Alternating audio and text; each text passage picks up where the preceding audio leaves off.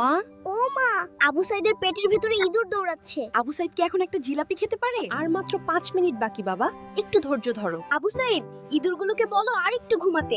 আজান দিলেই আবু সাইদ সব খেয়ে ফেলতে পারবে। ফাতিমা আপু খুব পচা, আবু সাইদের খুব ক্ষুধা পেয়েছে। আরে আরে আবু সাইদ এটা কি করছে?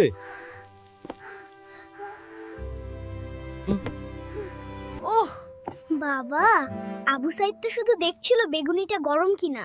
আচ্ছা, আজান তো প্রায় হয়েই এলো। দোয়া? আবু সাইদ তো ভেবেছিল শুধু বিসমিল্লাহ বলে গপাগপ খেলেই হয়। শোনো আবু সাইদ, আল্লাহ সারাদিন আমাদের না খাইয়ে রেখেছেন। আমার সাথে সবাই পড়ো।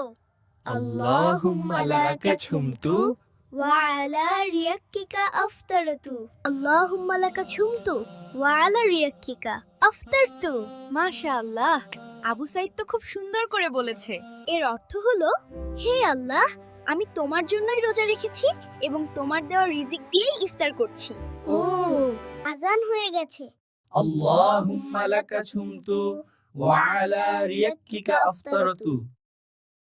ইয়াম্মি। আল্লাহর দেওয়া বেগুনিটা খুব মজার।